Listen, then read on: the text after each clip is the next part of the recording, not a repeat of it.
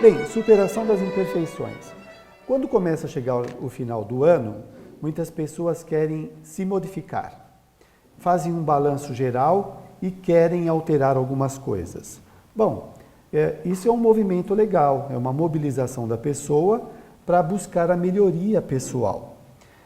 No entanto, assim, a mídia de um modo geral, as propagandas e mesmo a conversa com os amigos gira em torno de uma mudança muito superficial, muito mágica, não é?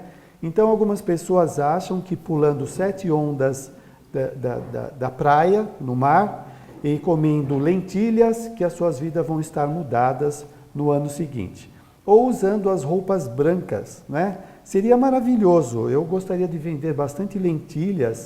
Em vez de fazer terapia, eu venderia lentilhas e roupas brancas, que é mais fácil, é só medir o tamanho da pessoa e dar a roupa para ela. Aí quando a pessoa se frustra de não conseguir essas mudanças rápidas demais, aí ela começa a questionar a vida, Deus e uma série de coisas, em vez de perceber que ela tinha um projeto muito superficial. Eu costumo dar o seguinte exemplo: se você quiser se tornar um engenheiro, basta você fazer a matrícula numa universidade? Não. Você tem que fazer 5 anos de cursos, tem que ler muito material, fazer muitos exercícios, apresentar trabalhos, fazer estágio, para sair com um pouco de conhecimento. Então, quando nós queremos mudar um comportamento, nós precisamos investir para que isso aconteça. Vocês vejam, a reencarnação nos aproximam de pessoas onde nós vamos aprender a gostar delas, a desenvolver afeto, que é o filho, o pai, a mãe, o tio, não é? Nós nos reunimos nesse grupo familiar, convivemos com pessoas todos os dias, onde nós trocamos palavras de carinho, acusação, disputa, ajuda, várias coisas vão acontecendo de forma a aproximar, a desenvolver afeto. E olha que é um curso bem longo, às vezes leva a vida inteira para a pessoa aprender a se simpatizar com alguém. Muitas vezes sai da vida ainda com uma certa antipatia de outra pessoa. Para mostrar como são os nossos sentimentos, né? Que demora um certo tempo. Não que a gente deva estabelecer tempo, né? Eu vou demorar 20 anos, 100 anos para gostar de tal parente que é muito difícil. Não, não é bem assim. Depende da conscientização da pessoa.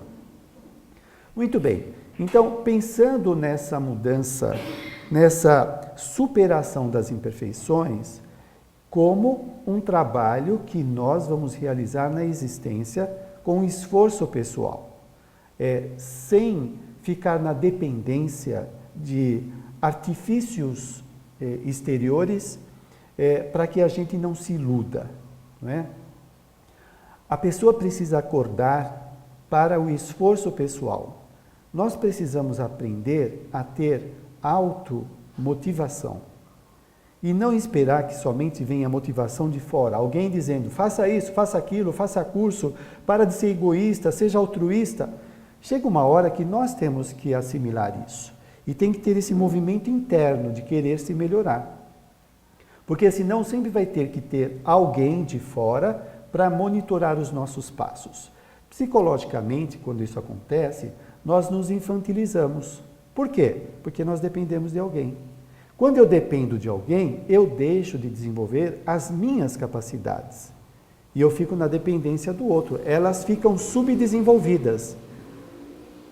Quem vai desenvolver as capacidades é outra pessoa, não é? Então, nós temos que sair dessa dependência. Agora, é claro que nós podemos trocar ideias, compartilhar experiências, nós nos ajudamos mutuamente, mas temos que sair da dependência infantil.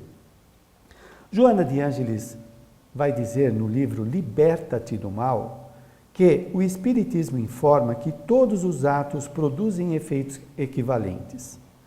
Aqui já está falando da lei de causa e efeito. É uma lei, não é um acontecimento fortuito, não é algo que depende de azar ou sorte para acontecer em nossas vidas, é lei. Dependendo das nossas ações, nós vamos ter reações, consequências condizentes com aquelas ações. Então, quando a pessoa não cuida de si mesma, quando ela se maltrata, isso vai gerar consequências, que vai refletir na própria vida do indivíduo. Basta nós darmos uma olhada como está a nossa vida, as pessoas que estão ao nosso redor são resultados das nossas ações, das nossas mobilizações existenciais. Se não está legal, talvez tenhamos que mudar, né? Mas a lei de ação e reação vem mostrar como que a vontade do indivíduo, as opções que ele faz, as suas ações no mundo, acaba aproximando ele de pessoas, situações, gerando sofrimentos, alegria, crescimento, perturbação, várias coisas vão acontecendo. Quando a pessoa não tem consciência disso, ela tem a impressão que isto acontece aleatoriamente, independentemente das suas ações. Então, ela se vê como uma vítima que sofre injustamente, que as coisas acontecem casualmente. Ela teve o azar de conhecer uma pessoa na faculdade e se casar com ela, e se dar mal, porque aquela pessoa é difícil. Não é bem assim não. Aquela pessoa que ela conheceu na faculdade provavelmente fazia parte do programa reencarnatório dela, não é? Então o Espiritismo vem trazer essa informação. Aquele encontro não foi casual, ele fazia parte de uma programação. Agora, tem os encontros casuais? Tem, claro que sim. Não é? De repente você está lá na faculdade, tem uma festa, se embebeda, se envolve com uma pessoa apenas pelo motivo da bebida, do sexo, da brincadeira que está acontecendo ali, e não era um programa que existia entre eles. E aí a pessoa pode entrar numa fria, porque ela estava naquele momento totalmente entregue a uma situação de descontrole pessoal, né?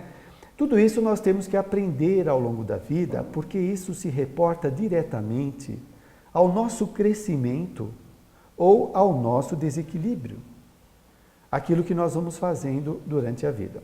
Agora, e isso não é uma notícia chata, desagradável, persecutória, não, é uma bênção o indivíduo saber que ele é o protagonista, que ele é o fazedor do seu destino, não é? Ele não está aí a esmo, dependente das circunstâncias. Quantas pessoas ficam apostando numa sorte que nunca acontece? Desesperados, meu Deus, vai acontecer, vão mudar as coisas, como se fosse algo que fortuitamente, aleatoriamente acontecesse do nada. Não é bem assim. Então vai depender das ações, dos merecimentos, daquilo que o indivíduo está fazendo em sua vida. Depois diz a benfeitora que por conta disso, vou repetir, o Espiritismo informa que todos os atos produzem efeitos equivalentes. Nasce a responsabilidade moral em torno da conduta a ser mantida. Então, se as minhas ações produzem resultados, eu tenho uma conduta moral. Eu tenho que aprender a ter comportamentos mais interessantes, né, mais construtivos, criativos, para que eu tenha resultados mais interessantes. Por exemplo, se eu sou o chefe de uma seção e eu aproveito o poder que eu tenho para humilhar os empregados, para sugar as suas energias, para que a empresa tenha lucro em detrimento da saúde dos funcionários, eu vou ter uma reação equivalente na minha vida, dos atos que eu estou cometendo, não é? Então, eu estou gerando sofrimento nas pessoas, eu sou responsável por isso, né? E aí o espírito até poderia dizer, mas espera, aqueles empregados que estão passando por este sofrimento, eles não têm karma? Sim, mas Jesus fala que é preciso que haja o escândalo, mas ai de quem os provoca. Bom, tem pessoas que precisam passar por corrigendas, por provas? Tem, mas nós não somos um instrumento consciente da lei para punir as pessoas. Não, olha, eles precisam sofrer, então estou dando uma ajudinha neles. Eu estou usando da minha autoridade para ajudá-los a evoluir. Já pensou que coisa louca é essa? não é? Então, o pai poderia falar também, olha, eu amo tanto meu filho que eu quero que ele evolua, por isso eu vou bater bastante nele para ele sofrer, para ele se purificar. Não é bem assim, não é? Nós temos que fazer o nosso melhor. Então, todos os nossos atos que acabam gerando tormentos nos outros, na sociedade, em nós mesmos, nós vamos ser responsáveis por isso. Bom, então, a pessoa que nós somos, levando em conta esta visão da lei de causa e efeito, a pessoa que nós somos, pensa em você. Aliás, quero fazer esse convite. Não pensa nos outros nesse momento, seja egoísta, pensa em você. Porque quando nós falamos muito em muitos temas no centro espírita, as pessoas ficam pensando, nossa, esse tema serviria para minha mãe, para o meu esposo, para o meu filho, nunca serve para a própria pessoa, não é? Se você mudar, se você melhorar, o reflexo disso no comportamento dos outros vai ser melhor do que você impor uma ideia, um conhecimento, um livro na cabeça da outra pessoa. Então, como que você é como pessoa? Você é uma pessoa otimista, pessimista, derrotista, determinada? Como que você se reconhece? É uma pessoa insegura, medrosa, covarde? Fala mal dos outros? Critica o tempo todo? Tem gente que liga a televisão, já começa a brigar, não vê nem o que está acontecendo, já começa, é o vício, é uma coisa automática, e vai brigando e vai falando mal. Quando o Espiritismo fala para mudar esse comportamento, não é para a pessoa ser santinha. Quando nós falamos, nós exteriorizamos informação. Nós exteriorizamos energias, imagens, emoções. Então, se eu estou xingando, eu estou exteriorizando no meu ambiente familiar energias doentias que vai formar aquilo que os teosofistas chamam de egrégora, que é um conjunto dos pensamentos do ambiente, egrégora. Alguns chamam de holopensamento, pensamento do todo. Quando você entra num bar, você sente a psicosfera do ambiente, da dor de cabeça, sonolência, mal-estar. Em outro ambiente que você vai, você se sente provocado. Por quê? As energias do ambiente estão passando aquelas informações. Então, esse vício de reclamar na frente da televisão ou ficar brigando, ele começa a gerar energias perturbadoras. Então, olha só, a pessoa que nós somos, se somos pessoas que se lamentam, que reclamam, otimista, vitoriosa, que está cheia de insucesso, seja lá como a pessoa se encontra. Isto tudo é resultado daquilo que ela vem fazendo ao longo do tempo, não é? Algumas pessoas podem dizer, mas não é bem assim não. Eu venho batalhando a vida toda, eu não consigo ter promoção profissional, eu não consigo ter um relacionamento afetivo legal. Então será que só ela tem azar nesse mundo? Porque olha só, o Espiritismo vem mostrar para nós que aquilo que nós não fizemos na vida presente, nós fizemos na vida passada. A nossa vida atual, ela não é estanque, ela começou agora e não tem ligação com o passado. A vida atual é a continuação das vidas anteriores. Tem algumas ou outras coisas que mudam, depende da programação reencarnatória, mas a característica dominante da personalidade é secular ou milenar, não é uma coisa somente dessa existência. Então, se o indivíduo já traz esse derrotismo, esse medo do sucesso, esse medo de afeto, de relacionamentos, é alguma coisa que ele experienciou no passado, que o marcou bastante, e hoje ele tem dificuldade de sair dessa prisão que ele se colocou. Ora, o que ele tem que fazer? Ele tem que reverter a situação. Algumas pessoas, às vezes, se conformam tanto com esse estado, que elas já tentaram várias coisas para mudar e não conseguem, que elas desistem. Isso a gente poderia chamar de morte psicológica. A pessoa morreu nos sonhos, nos seus desejos, nos seus objetivos, não é? E isso é muito mal, porque o corpo dela continua viva e os olhos dela não brilham mais, já estão embaçados, porque ela desistiu. A reencarnação vem falar que esta dificuldade que ela apresenta hoje é resultado, é lei de causa e efeito do passado, para ela aprender a superar. Se hoje se apresenta como limite, é porque foi usado mal o livre-arbítrio do passado, ela gerou esses tormentos e hoje tem as dificuldades. Então você imagina, hoje a pessoa tem dificuldade na área afetiva. Provavelmente ela fez pessoas sofrerem na área afetiva, às vezes por causa da sua beleza, do seu poder, da sedução. E aí a gente começa a fazer, né, um relacionamento entre tudo. Aí você pega uma pessoa hoje, que às vezes se sente muito frustrada ou decepcionada com o corpo que tem. Ela gostaria de ser mais bonita ou mais bonito, porque ela acha que não é feliz porque não é bela ou belo. Só que antes de reencarnar, ela pediu para que não tivesse um corpo tão belo, porque na vida passada ela faliu com a beleza, seduzindo os outros, fazendo sofrer.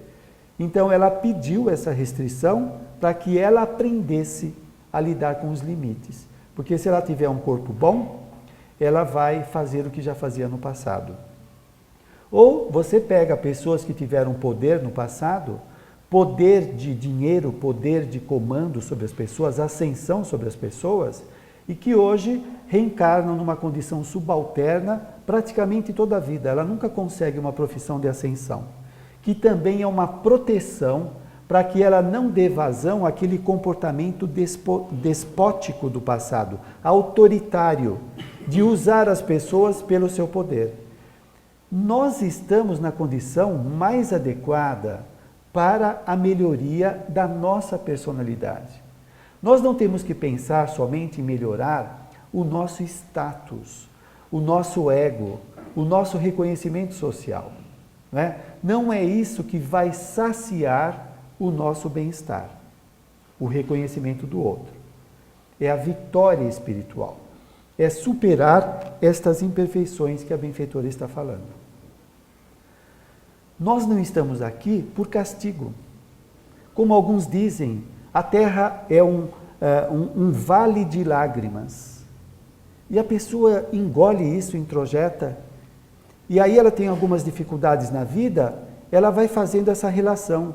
Eu tenho dificuldade, a vida ou a Terra é um vale de lágrimas, aqui é só para sofrimento. Não, não é só para sofrimento.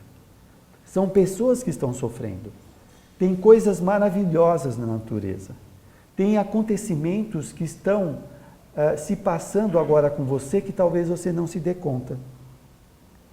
Tem uma abordagem psicológica chamada psicologia positiva e que ela vem mostrar que nós aprendemos no processo de socialização a só ver o lado doentio da vida. Você veja uma propaganda na televisão de laboratórios ensinando as pessoas sobre uma série de doenças e quais os medicamentos ela deve comprar. Você já viu alguma propaganda falando de saúde, de esperança, de motivação, de alegria? Não.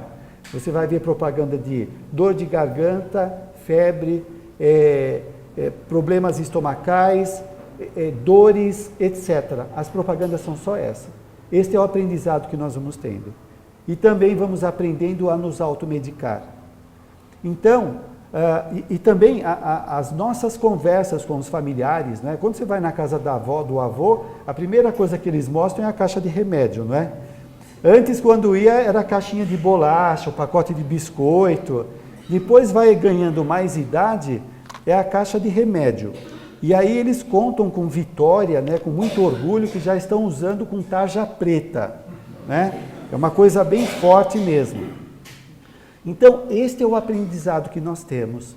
Dificilmente alguém fala de abraço, de beijo, de coleguismo, de simpatia.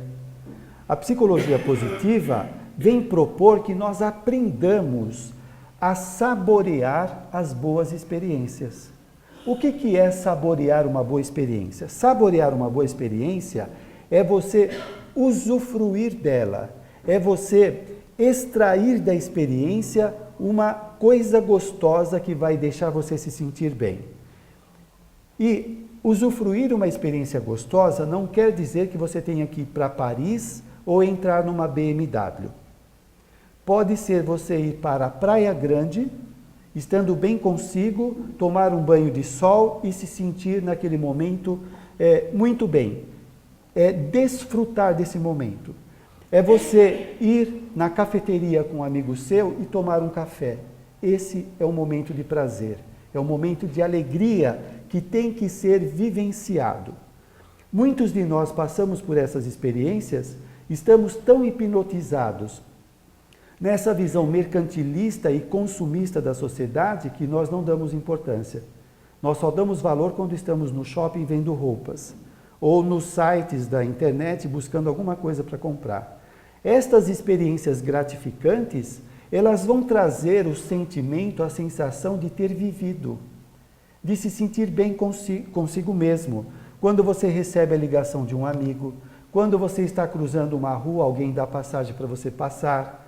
Então são vários momentos pequenos, bons, que têm que ser saboreados, vivenciados, para a pessoa se sentir bem. Muitas pessoas têm a sensação de vazio existencial. Elas têm a sensação de não estar vivendo. Parece que o passado foi a coisa mais maravilhosa do mundo. Ela fica lembrando do passado. Outras ficam projetando no futuro. O futuro vai ser maravilhoso, vai ser cheio de fantasias, não é? Enquanto isso, ela deixa de viver o presente que tem a possibilidade de equilibrá-la para que ela tenha um futuro legal. Porque se ela não cuida dela no presente, ela vai ser uma pessoa desastrada no seu futuro. Então, se eu sou doente no presente e não mudo a minha doença, o meu futuro vai ser de uma pessoa doente. Então, eu tenho que aprender a cuidar de mim nesse momento. Aprender a me amar, a me respeitar, a valorizar as conquistas que eu tenho. Que conquista? Não importa qual. Você comprou um anel de brilhante que custou R$5, esta é uma conquista sua. Que legal conseguir comprar aquele anel. Não é só ir para Paris, não são coisas, né, que a mídia do consumo passa na nossa cabeça. Desse modo, a pessoa fica tão preocupada com essas grandes conquistas que ela deixa de viver o seu momento presente, que é muito significativo. Então, vamos aprender. Por exemplo, quando você vem no centro e gosta de estar aqui, você desfruta inteiramente deste gostar? Você saboreia esse momento como uma coisa boa, gostosa? Quando você encontra um amigo aqui que faz um curso com você, trabalha na sala de passe, você se gratifica com isso? Isso é gostoso, isso é bom, isso traz vida interior. Não é? A pessoa se sente saciada, bem consigo mesma. Senão, ela vem como um autômato, um robô, vem, senta, levanta, vai embora e não sabe o que aconteceu.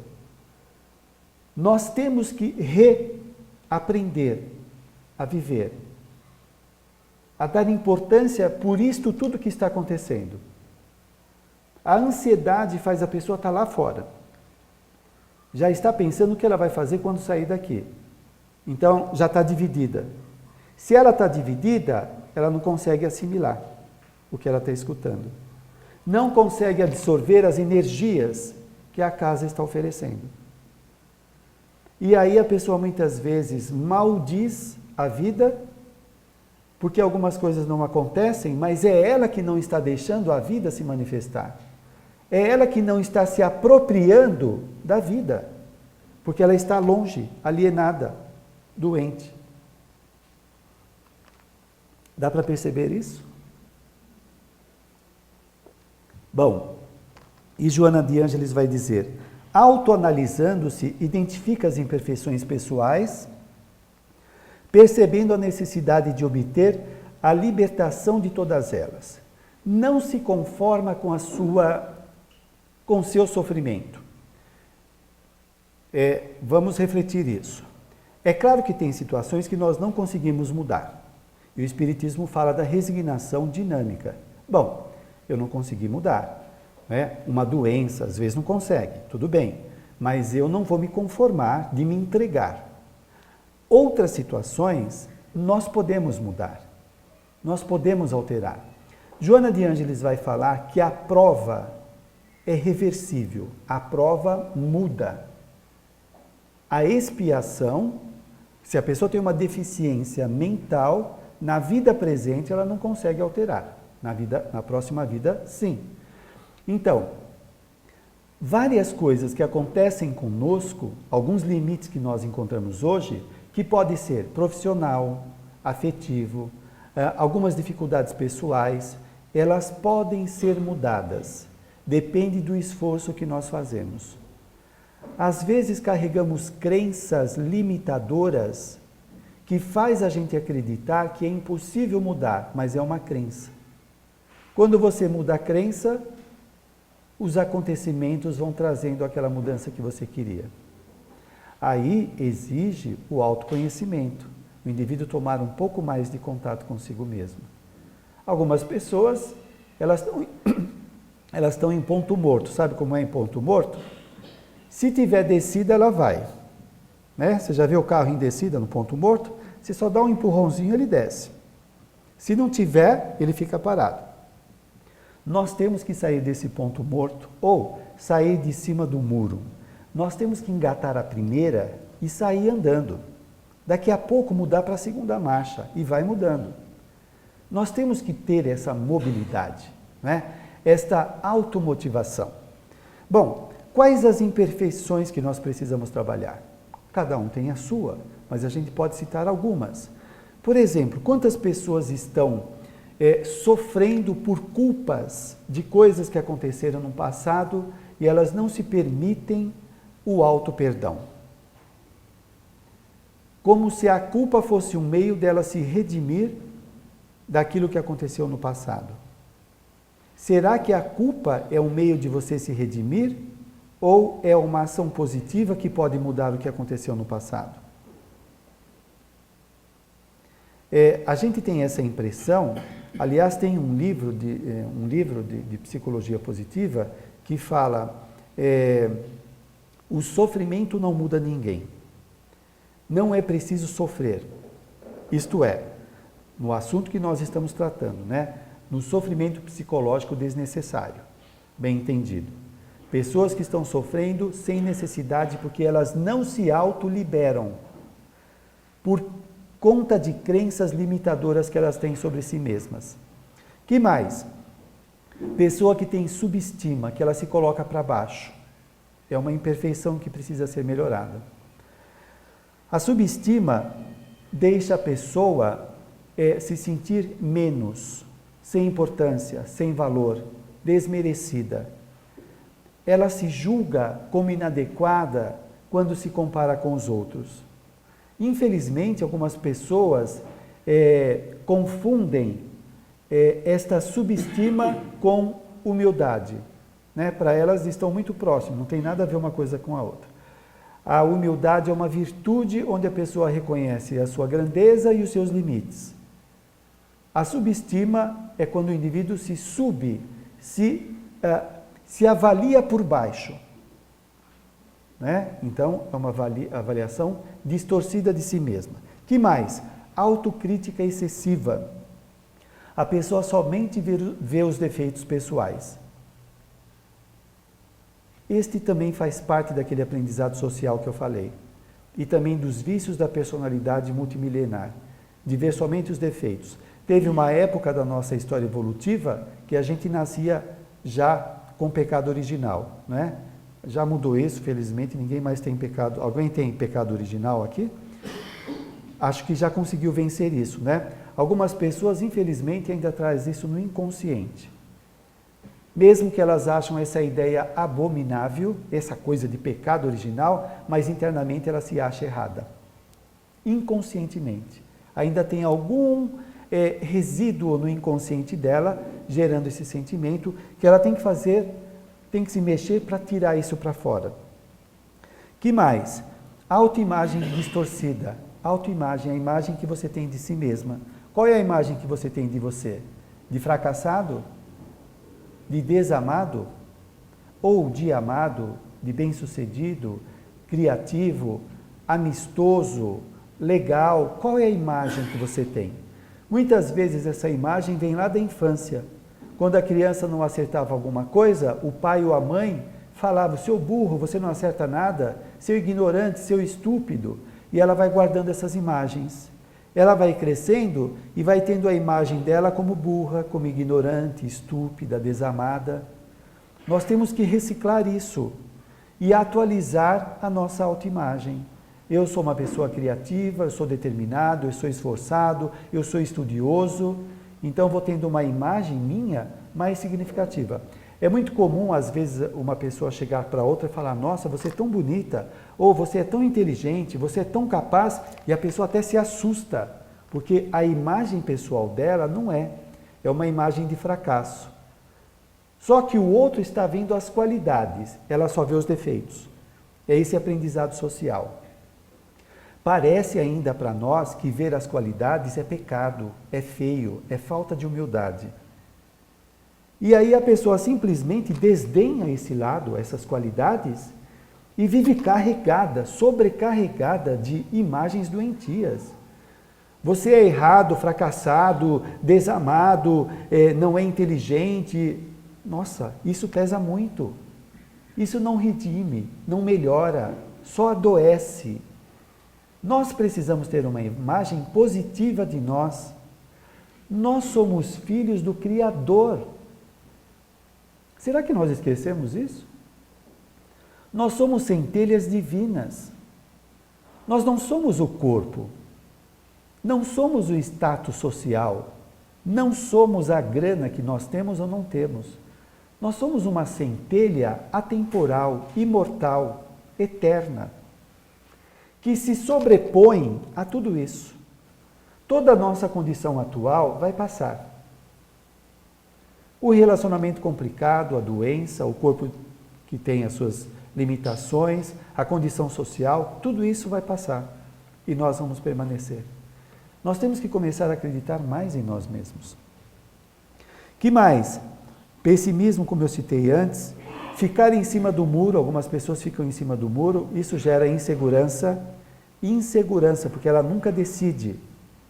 Né? Ela quer ter autoconfiança, mas não sai de cima do muro? Não dá. Tem que tomar uma decisão. O que eu faço da vida? Timidez, fugir do mundo, não aceitar compromissos, não aceitar promoções. Quantas pessoas são chamadas para dar curso no centro espírita, para dar palestra, e elas não vão por causa da timidez?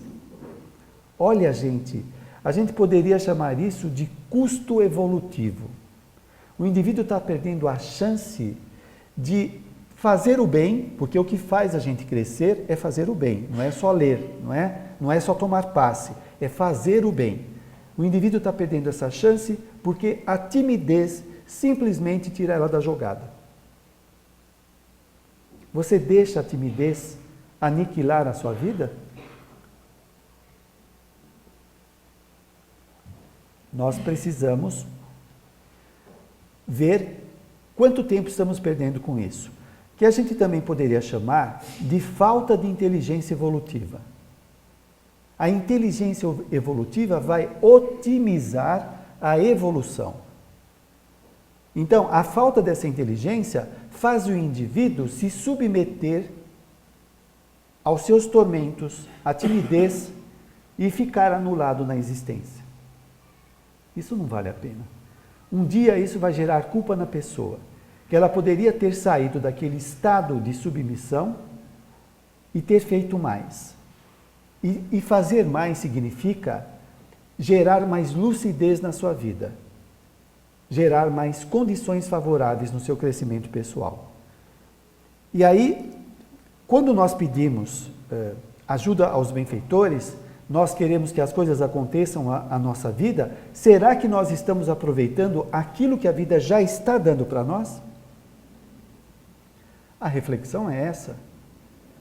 A vida já está dando os caminhos que nós precisamos para melhorar a personalidade que somos. Mas aí, como nós não aproveitamos tudo isso que está disponível, nós queremos coisas extraordinárias. Queremos uma mensagem de um benfeitor, transformadora. Queremos ter um sonho revelador, né? Alguma coisa muito inusitada aconteça para que a gente possa aproveitar nossa existência. E nós estamos desperdiçando, deixando cair pelos dedos as chances aqui que são abundantes.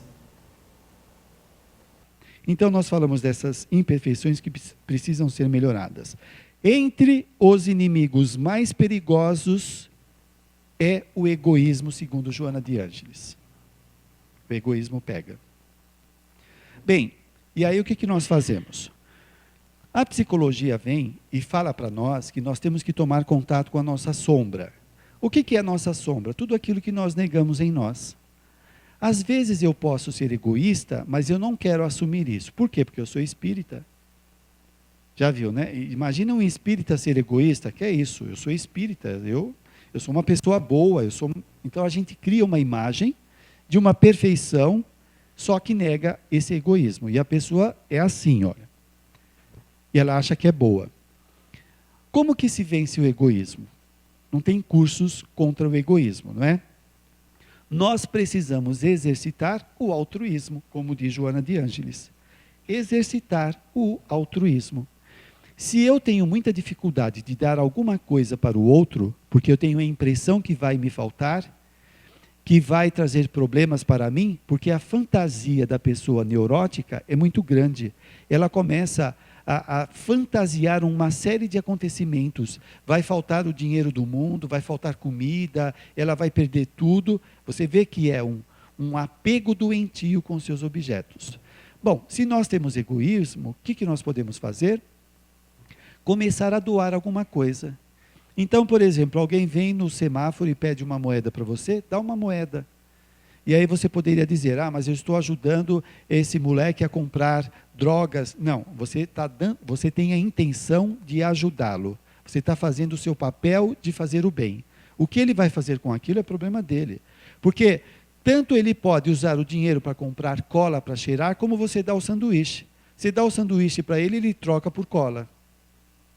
O que importa é a sua intenção. É claro que tem casos que você pode incentivar, são casos mais concretos. Mas vamos pensar no seu desejo de aprender o altruísmo. Então, toda vez que você vai no centro, uma vez por mês, leva um pacote de açúcar. Leva para a criança um brinquedo. Esse exercício vai sendo incorporado na personalidade até ele superar o egoísmo. Você pode ainda refutar e dizer, mas eu estou fazendo isso de forma interesseira. Mas no começo é. Você conhece alguém que ama incondicionalmente o outro antes de passar pelo interesse? Antes nós temos interesse, nós somos egoístas, nós queremos levar vantagem. Com o tempo isso vai mudando. Nós vamos aprendendo a se simpatizar pelo outro, a gostar, a se interessar pela pessoa. Então, o amor, ou o altruísmo também, é aprendido através do exercício incessante, até ser incorporado pela personalidade. Falando de egoísmo, André Luiz estava em excursão com os benfeitores em determinada região inferior, e quando eles estavam excursionando por lá, eles encontram alguns velhinhos no meio do barro, da lama, jogando lama em si mesmos, todos eufóricos, contentes, preocupados com que alguém visse o que eles estavam fazendo ou roubasse aquilo deles. O que eles estavam jogando sobre os seus corpos era a lama. Lama. Deixa eu fazer uma pequena citação.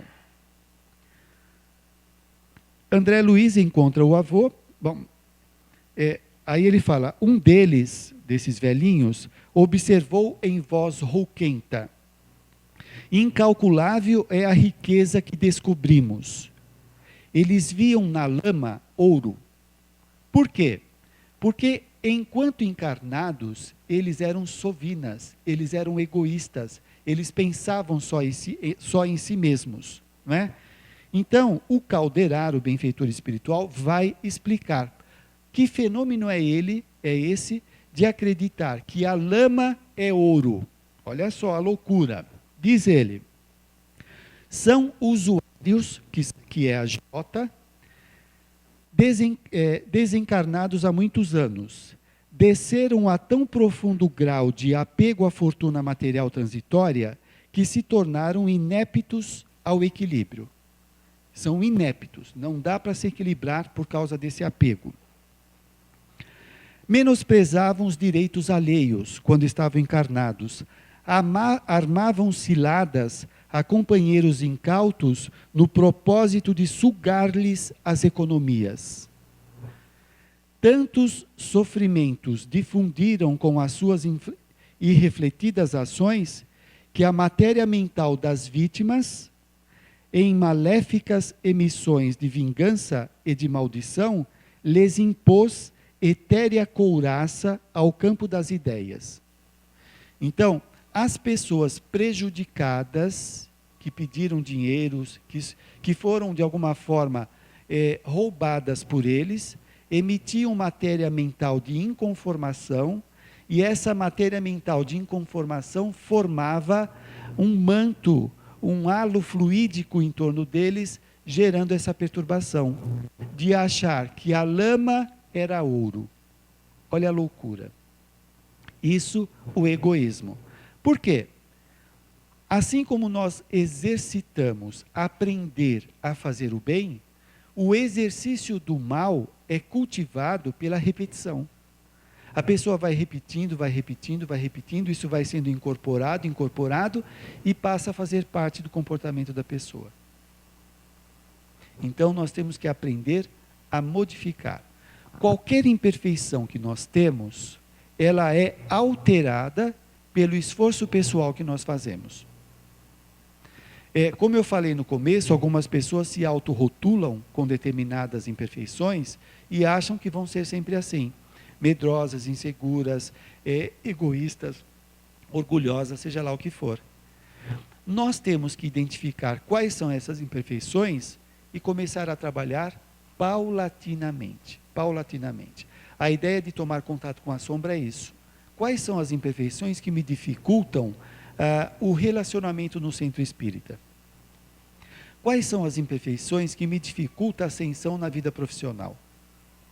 Eu tenho que identificar e começar a trabalhar essas questões na minha vida. Percebe? E isso cabe a nós. André Luiz também vai ter uma experiência muito interessante lá em nosso lar. Ele recebe toda a ajuda possível e continua naquele comportamento de reclamação, até que o amigo dele, Lísias, fala: André, você vai descobrir que existe somente autocura, não existe heterocura. Não é ninguém na vida que vai nos salvar, entre aspas, que vai nos curar. Só existe autocura. A autocura é a mudança do nosso padrão mental. Quando nós mudamos, nós saímos daquele padrão gerador de doenças, de perturbações, que traz sofrimentos em nossas vidas, e começamos a gerar comportamentos sadios, equilibrantes, que vão deixando a personalidade cada vez mais lúcida, mais clara, com mais discernimento sobre a vida. E isso depende de todos nós. Quanto tempo nós temos? Mais 10. Bem, então, diz Joana de Ângeles, torna-se indispensável um esforço lúcido, consciente, para diluir essas imperfeições, né? Substituindo-o, no caso do egoísmo, pelo altruísmo. É o exercício mesmo. Resolvendo pela mudança, descobre os benefícios da generosidade e da cooperação. No estado do egoísmo doentio, a febre de possuir é tão grande que gera sofrimento, gera fantasias de perdas. Então a pessoa começa a imaginar que vai ser roubada, que alguém vai aparecer, que vai acontecer alguma falcatrua. A pessoa fica numa inquietação muito grande. Quando ela começa a exercitar esse altruísmo, como diz Joana de Ângeles, a pessoa começa a descobrir os benefícios da generosidade e da cooperação.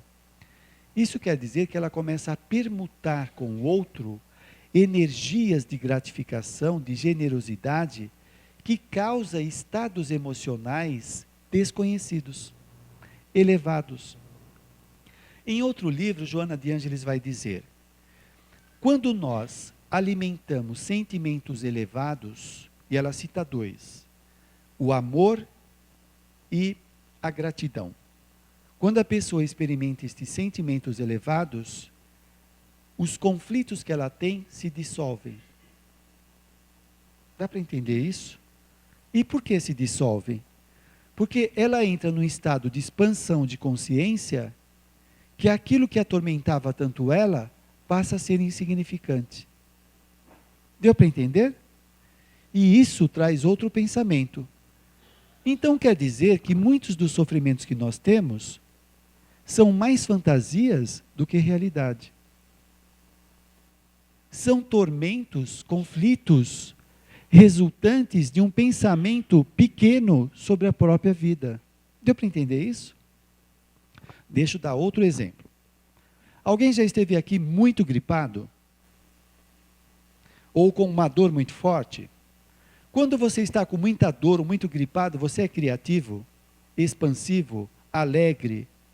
Não, você fica para baixo. A gente não consegue pensar direito. Por quê? Nós não temos acesso à memória, aos recursos pessoais. A mente fica diminuída. Nesse estado de consciência, parece que o pior vai acontecer. Aliás, a gente sugere, olha, quando você está assim, não assine cheque, não peça demissão, não se separe, porque você vai se arrepender depois. Porque é um estado muito pobre de consciência, que a pessoa não percebe o todo. Quando nós elevamos o estado de consciência, por exemplo, quando você toma um passe, quando faz oração, quando está em meditação, nesses estados elevados de consciência, quando você pensa num problema, ele parece tão pequeno. Aí tem alguma coisa. Isso está mostrando que nós sofremos de um estado de consciência diminuído, limitado, que infelizmente ainda é o nosso estado de consciência vígil. À medida que nós vamos ampliando essa capacidade, como diz Joana de Ângeles, tudo aquilo que nos atormentavam vão desaparecendo. Lembra de experiências de 10, 20 anos atrás? Coisas que te fustigavam, que deixava você sofrer, hoje já diluiu, passou. Aquilo não atormenta mais. Isso quer dizer que quanto mais nós treinarmos, isso quem vai dizer é a psicologia positiva e Joana de Ângeles no livro Dias Gloriosos. Quanto mais nós nos exercitarmos no estado de consciência mais elevado, a vida fica mais interessante. O estado menos elevado, a pessoa fica com o humor deprimido. Pega uma pessoa deprimida, fala para ela do futuro. Ela vai falar, que futuro? Não existe futuro. Isso é o que existe. Isso daí de ficar fantasiando de um mundo maravilhoso, de uma vida espiritual, isso daí é tudo fantasia. É o estado depressivo. Quando a pessoa eleva a consciência, as coisas se encaixam. A vida tem nexo. Para a pessoa depressiva, a vida não tem sentido. Parece uma desordem, uma bagunça. Portanto, esse estado mais elevado de consciência deixa a pessoa num estado que a psicologia chama de um estado ótimo. Aí, ela é mais lúcida para fazer as suas coisas, para se relacionar com os outros. Vocês já observaram que quando nós estamos para baixo, nós ficamos meio paranoico? Deixa eu dar um exemplo. Quando nós estamos para baixo, o olhar dos outros nos incomoda. Parece que eles estão acusando, parece que estão vendo os nossos erros, não é? Por quê? Esse estado reduzido de consciência faz com que a gente fique muito em contato com os nossos conflitos. Quando alguém olha para nós, parece que ele está tocando no conflito, nas culpas, nos erros. Quando o indivíduo está bem, ele não se preocupa com o que os outros falam dele. Quando ele está mal, qualquer coisinha, se você passar aqui por esse corredor e não cumprimentar a pessoa, ela já acha que você não gosta dela, que você despreza, que você é um falso espírita, onde já se viu passar por mim e não cumprimentar. Se ela estiver de alto astral e você não a cumprimentar, ela fala, não tem problema, ela não me viu. Ela está distraída. Ela não dramatiza. A pessoa neurótica dramatiza. Ela acha um absurdo. E tudo isso vai depender desse estado de consciência. Tanto é que as pessoas que têm experiência de quase morte, a EQM, saem fora do corpo, enquanto o corpo está sendo ressuscitado pelos médicos. Há uma expansão de consciência, ela sai fora do corpo, vê algumas coisas. Quando ela volta para o corpo, ela volta totalmente transformada. Ela muda a sua existência. Porque ela saiu dessa hipnose coletiva e viu que a vida dela é muito importante. E nós aqui no estado de vigília, nesse estado de consciência que estamos, nem sempre damos o valor que a vida merece. Às vezes é preciso morrer para acordar. Você já pensou nisso? É preciso morrer para acordar. Só quando a pessoa morre que ela vai acordar, vai perceber que perdeu tempo, que não aproveitou a sua existência, que não valorizou tudo que estava acontecendo. Então, vamos acordar antes, para que nós possamos aproveitar esse estado lúcido de consciência nesse momento atual da nossa existência. Terminando, que o nosso tempo já foi, pense na transformação das imperfeições. Identifica e trabalha, modifica. Você pode fazer isso e tornar a sua vida mais significativa. Muito obrigado.